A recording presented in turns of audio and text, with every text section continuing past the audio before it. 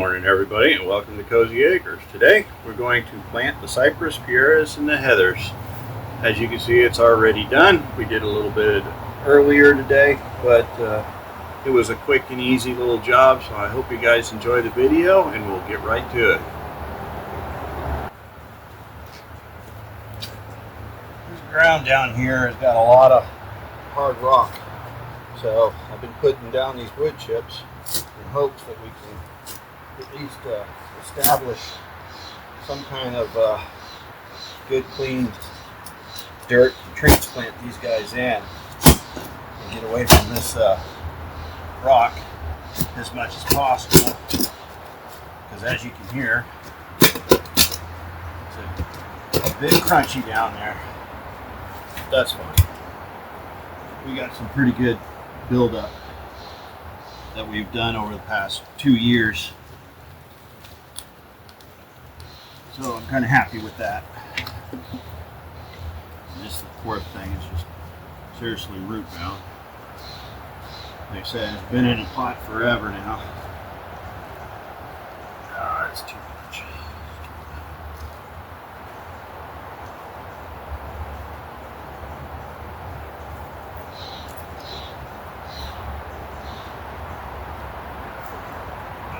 This plants ain't gonna know what to do being in the ground after being in a pot for all of its life so far. These are, I think these are heathers. Yeah. We got 3 pinks and 2 yellows and whites.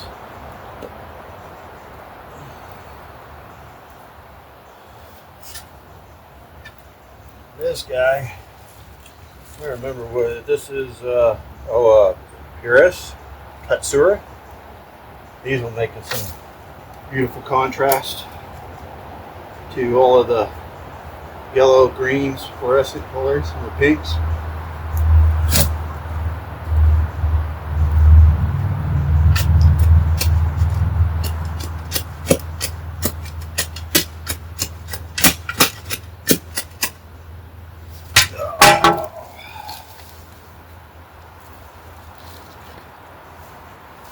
Being as it's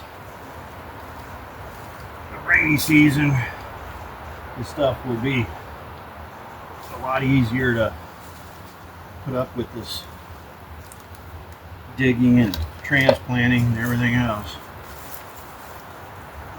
And I won't have to worry about making sure it's watered 24/7.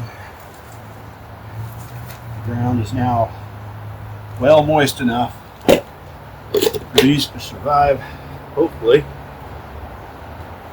the winter, fall and winter.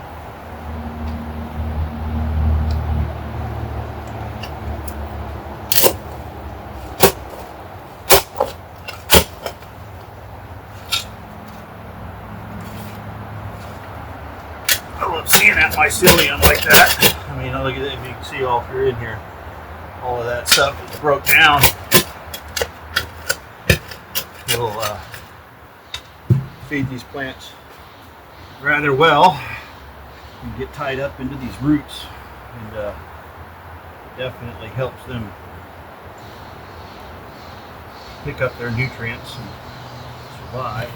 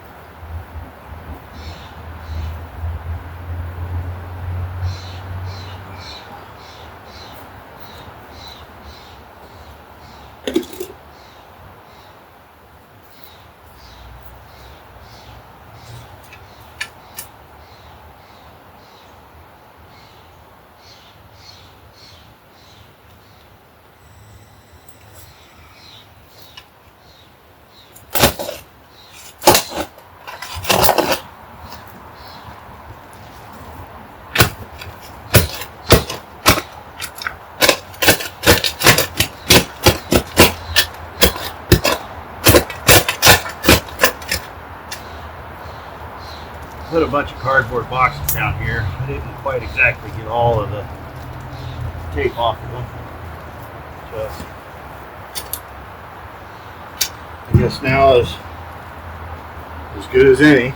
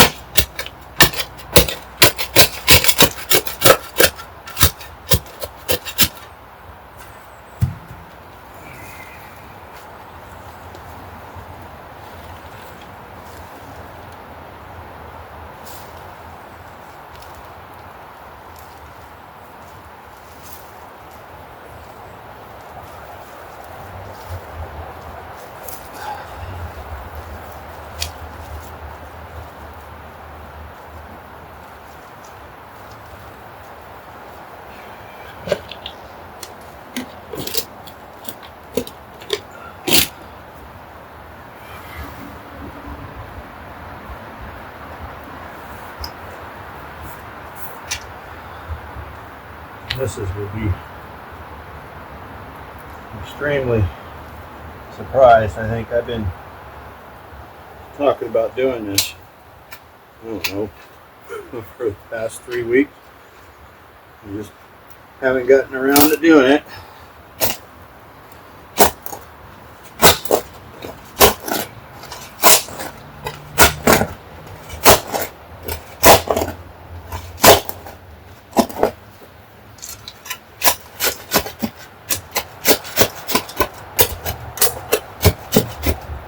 These wood chips that we got down in here, they've been, this is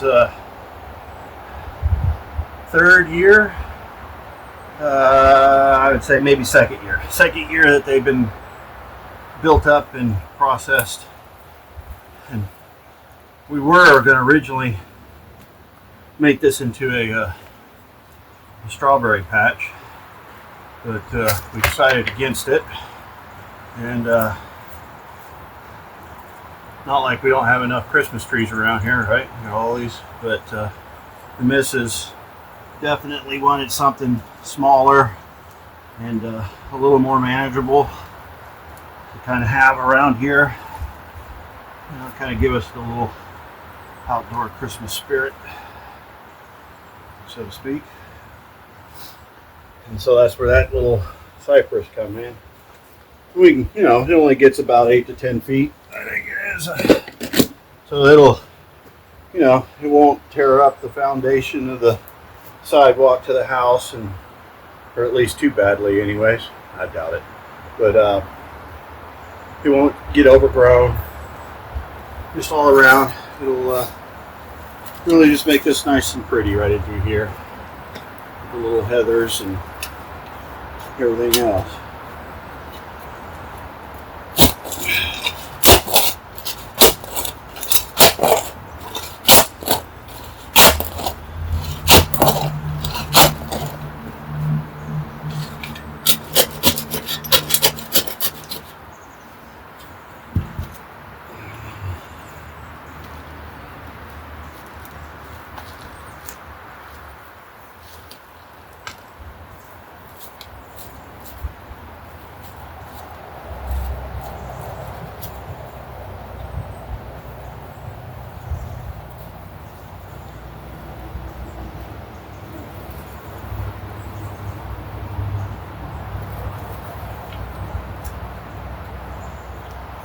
I can never remember the names of these plants, so I try to keep all these tags so that my memory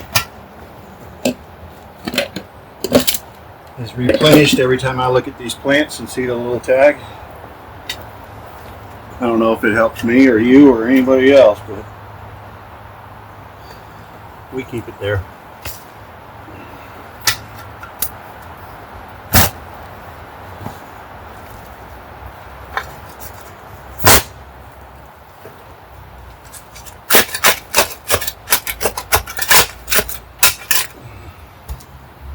This area here is supposed to be like right here where the stone is, in this area. And I think, yeah, one was right here, and another one was right over there. It was pampas grass.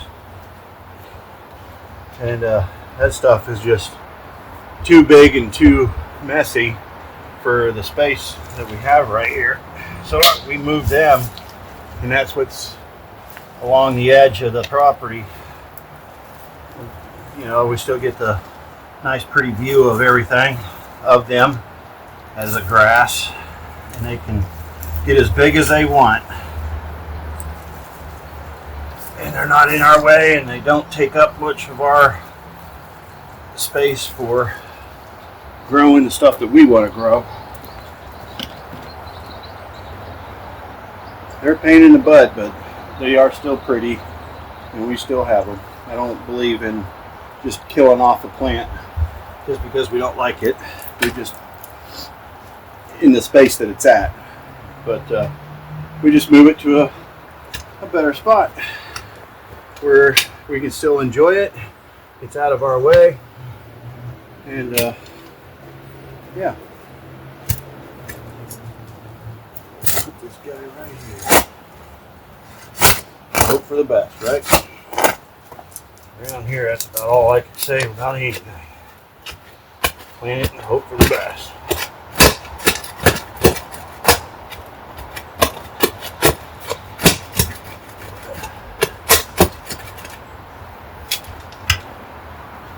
What do you think, Justin? What do you think?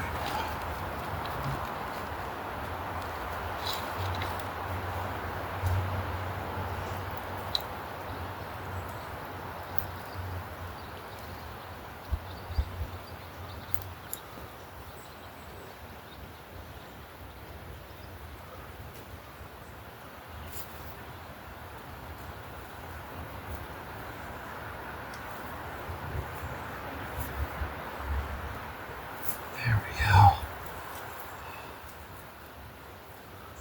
Like I said, I like seeing a lot of that mycelium. That's such good news. It's so healthy for the ground and the soil and everything else.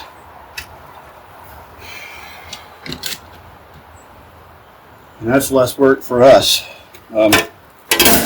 For all of the issues that one might have with wood chips, that is probably one of the best things that I feel helps the ground is all of that breakdown and all of that mycelium. So all of those mushrooms, it just spreads out and creates one heck of a system inside there, both for communicating to each other and for pulling the nutrients. Couldn't ask for anything better. You know, no matter how many supplements you throw in here or food or anything, there ain't nothing better than that mycelium. So anyhow, ta-da, folks. I think we managed to get it all in the ground. With all of the rain that we've had here lately, hopefully it'll keep this all water. We got another day and a half, maybe two, of days of not having rain, so it'll give them time. The ground is obviously pretty moist, still wet. It'll give it time to recover, and then it'll start getting wet again. I'm probably going to just leave it like this for right at this moment. I was going to put some more wood chips in, but I think what I'm going to do is I'm just going to let it settle, let it behave, let it rain in here, and then I'll grab some of the wood chips and put them in, and that'll keep them warm and I've got some 2 or 3 year old wood chips that have broken down, so that'll help feed them. As we don't want it to. It was a bit crooked. You don't need a crooked cypress.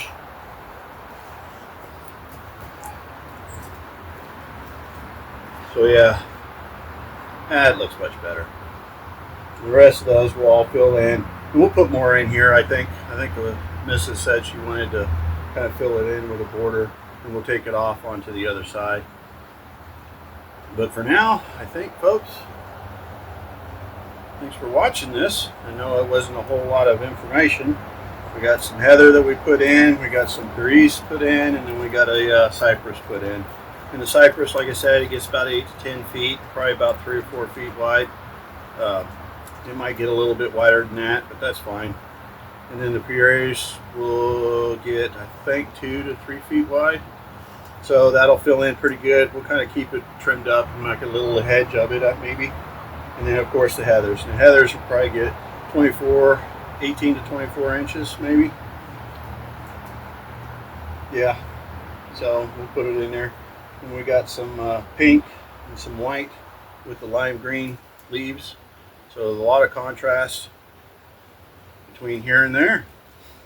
So yeah, and then the beaver attack on the what is that, silver dollar, it's starting to come back a little bit better.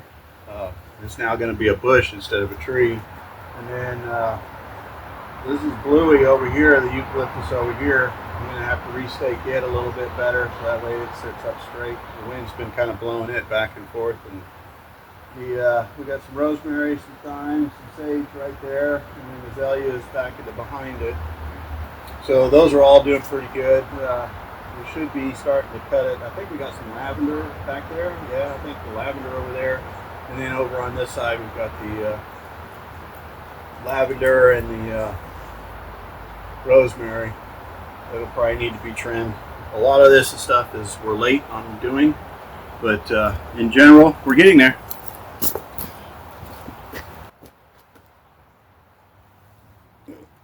I'm going to take you on a little trip and kind of see what we had going on. Still need to get to the mess over across the creek.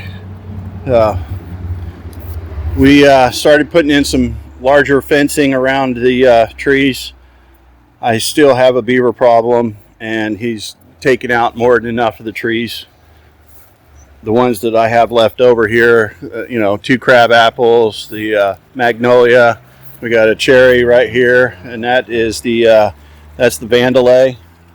We have 5-in-1 right here. It's a fruit cocktail, and then eucalyptus there. That's the Big O back here. But yeah, I think from the last one, there's the little fishies.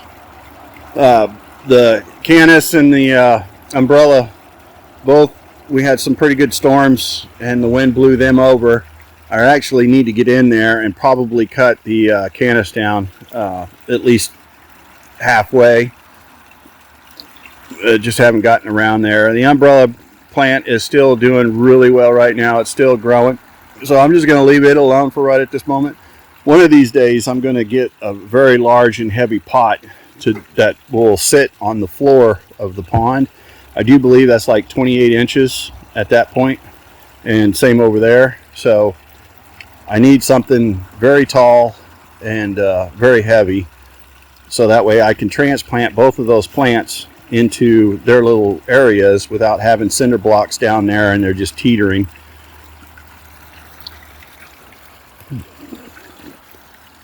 I was goofing around looking and checking things out, and I noticed that half of my golden yew has been cut. So right there is a little nub where there used to be the other branch that went off this direction. The beaver got a hold of it. So those things are pretty spendy, just like our cherry tree and some of the other stuff that he decided to trimmed down to the ground. The two weepings, we had a weeping pussy willow there, and then across the way right there we had a weeping cherry, and that one was $230 some odd, and now it's just a little stub. And then this one over here was like $75-80, and it's now a stub. Last week I think I showed you we got it finally wrapped up. This here is what's left of the bay laurel, the sweet bay. This bay laurel over here, we were going to transplant it because it doesn't do real well over here. Well, the beaver made work of it too. As you can see, there's like right there in this area right here where he nubbed it all down. We're still going to dig this one up and move it. We just haven't gotten to that point yet. I noticed this too. We were back here the other day. That was a new transplant. I mean, a new bought fuzzy kiwi. And this is his path. It goes this way into a little ravine right over in here and then goes down to the creek. In his progress of moving the stuff that he ate and chewed, he knocked this down and broke it in half. It is hopefully going to return. I can see the little stubs on there. So I'm going to have to protect that one. And then if you come back here, as you can see, there's the creek. But I was looking and noticing that my male was getting kind of limp versus the female. And as you can see, ta-da, he ate it off and then couldn't move it. So right here is one big old branch, one right there is a big old branch. Obviously that's where he tried to go. So I'm going to have to clean all of this up, and I'm going to have to re-protect this, because this is a big stock on that male and I don't want to lose it. It is the only male I have of the fuzzies. The female is still somewhat protected, still somewhat protected, but I want to do it a little bit better job on protecting it. But this female has never produced any flowers yet, but who knows, maybe one of these days it will.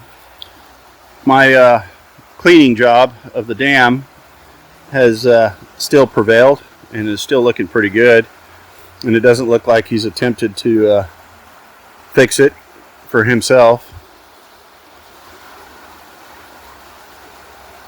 And anyhow, one of these days I might come through and clear out these logs, but they're not hurting anything, they're not causing any blockages or anything like that, so we kind of just keep it. I just leave it alone. Nature does what nature's supposed to do, and that's break things down, revitalize the earth, and that's part of the process.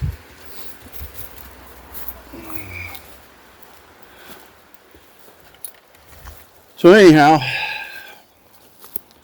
that seems to be the majority of things, right? Oh, I forgot to say, we did come out here the other day.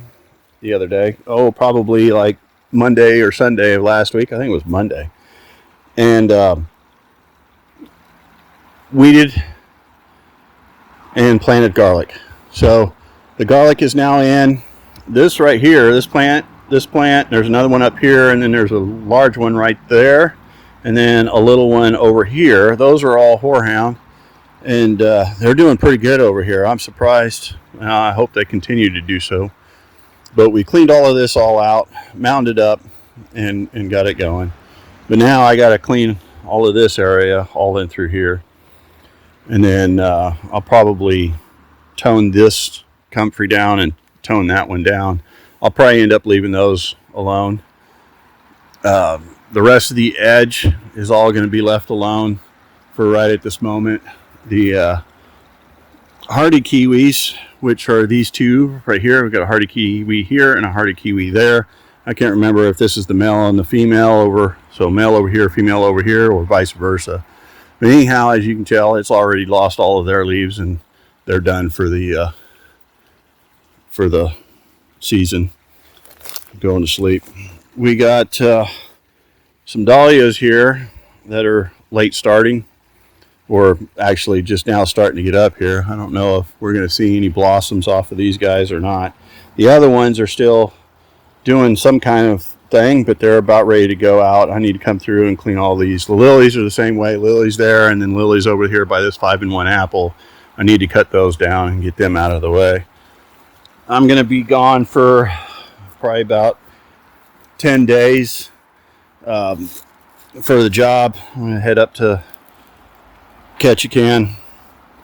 So hopefully by then things will be different and it'll be easier to get back here after I get up there, but who knows.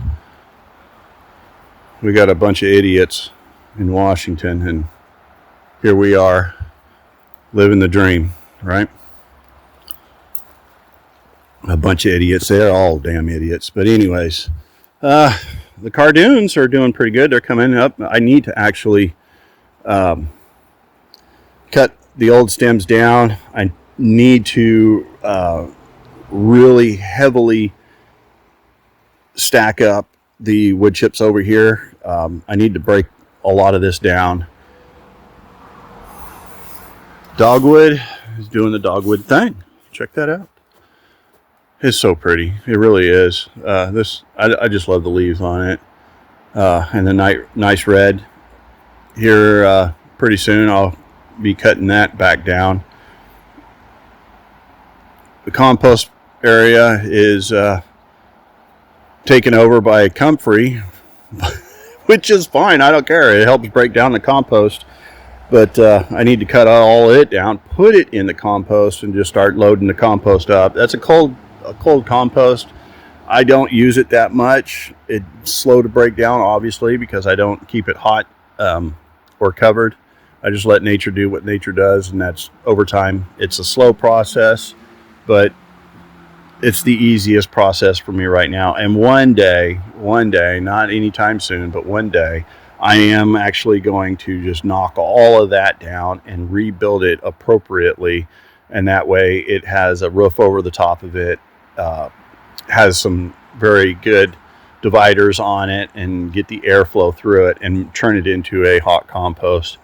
So that way we can use it more often than what I do now. But with all of the comfrey that I have, like I said, this is just leftover scraps. There's another one right here. And then, of course, the two apples both have comfrey completely around them. All I do is just cut it and just let it drop down. It feeds those apples. It feeds the trees. It feeds the ground. So having compost, it would help, but I don't necessarily need it as much.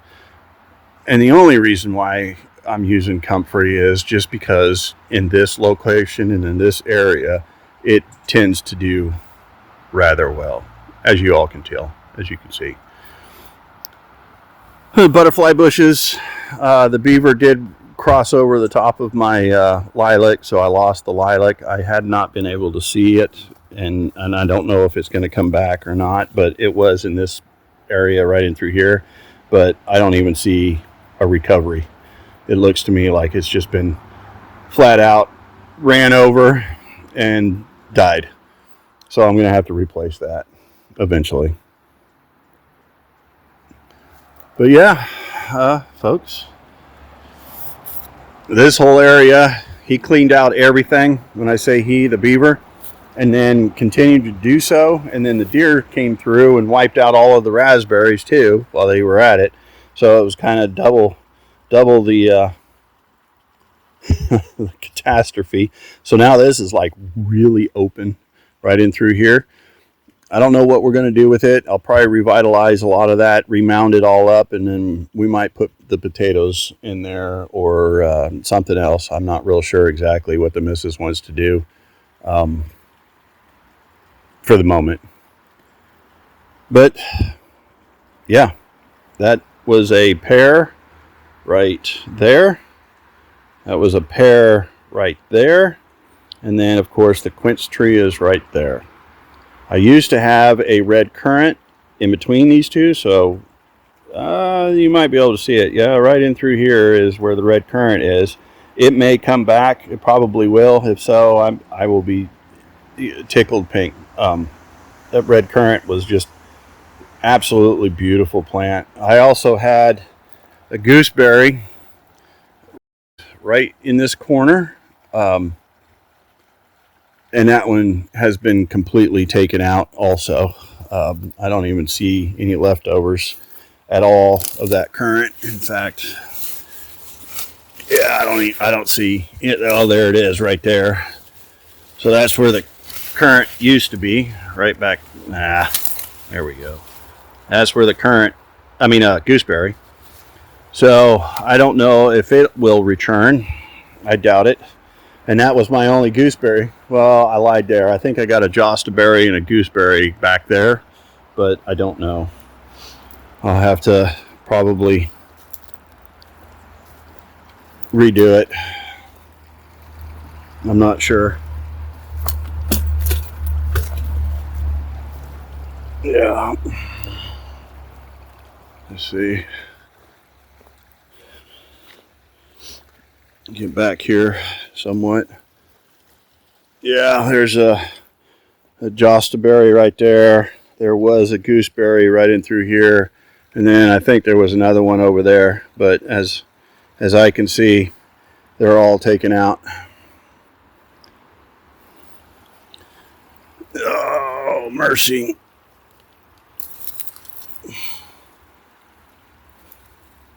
What a bummer. Isn't that right? Look at that. Beautyberry. Everybody. How pretty.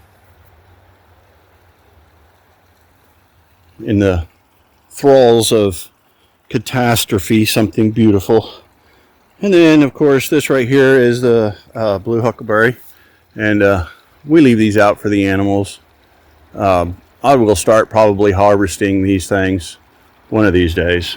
But tart, tangy, but absolutely yummy.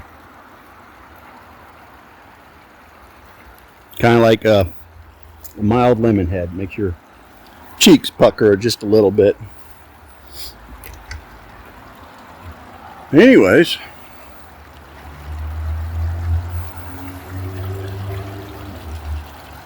I appreciate you guys watching with us and seeing our ups and downs.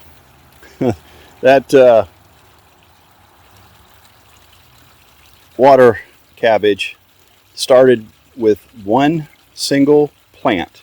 The beginning of this season, we bought it, and through one season, I guess you can say, not even that.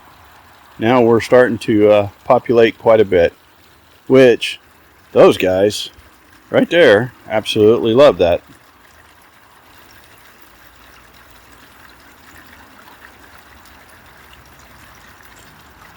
Anyways, folks, I